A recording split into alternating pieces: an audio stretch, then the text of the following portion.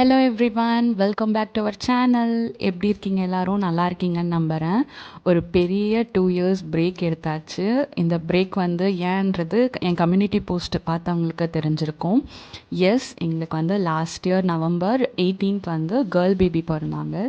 So அவங்களுக்காக தான் வந்து ஒரு 2 இயர்ஸ் பிரேக் எடுத்தாச்சு. இப்போ இந்த நவம்பர் வந்தால் அவங்களுக்கு 1 வயசு ஆக போகுது. இன்றைக்கி விலாகு சும்மா வந்து எங்கள் வீட்டுக்கு வந்து கெஸ்ட் வராங்க, அதாவது எங்கள் ஃப்ரெண்ட்ஸ் வராங்க. ரொம்ப நாள் ஆச்சு மீட் பண்ணி சொல்லி அவங்கள வந்து நான் லஞ்ச்க்கு இன்வைட் பண்ணியிருந்தேன்.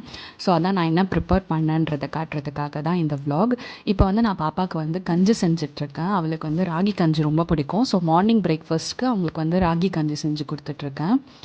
இப்போ தான்விக்கு வந்து என் ஹஸ்பண்ட் வந்து பிரேக்ஃபாஸ்ட் ஊட்டி விட்ருவாங்க. அதுக்குள்ளே நான் ஆனியன், டொமேட்டோ எல்லாமே கட் பண்ணி ரெடி பண்ணி எடுத்து வச்சுருவேன்.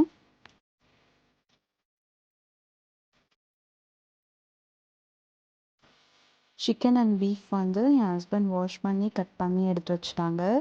அண்ட் மற்றது எல்லாமே நான் கட் பண்ணி அரேஞ்ச் பண்ணி எடுத்து வச்சுட்டேன். இப்போ சமைக்க வேண்டியது தான். அவ்வளோதான், லன்ச் ரெடி. இது வந்து தான்விக்கு பிரியாணி. ஸோ அவளுக்கு வந்து நல்லா மேஷ் பண்ணி கொடுத்தா தான் சாப்பிடுவா. ஸோ அதனால் அவளுக்கு மேஷ் பண்ணி எடுத்து வச்சுருக்கேன். அண்ட் கொக்கோக்கு வந்து சிக்கன் கேரட் போட்டு மேஷ் பண்ணி எடுத்து வச்சுருக்கேன். எப்பயுமே இது கூட ரைஸ் ஆட் பண்ணுவேன். பட் கொக்கோ வந்து நேற்று வச்ச க்ரொக்கேட்டர் வந்து சாப்பிடவே இல்லை அதோட சாப்பாடு. ஸோ அதனால் அது கூட இப்போ மிக்ஸ் பண்ணி கொடுத்துட்டோன்னா அவர் நல்லா ஜாலியாக சாப்பிடுவார். அண்ட் எங்களுக்கு லன்ச்சுக்கு வந்து சிக்கன் பிரியாணி செஞ்சுருந்தேன்.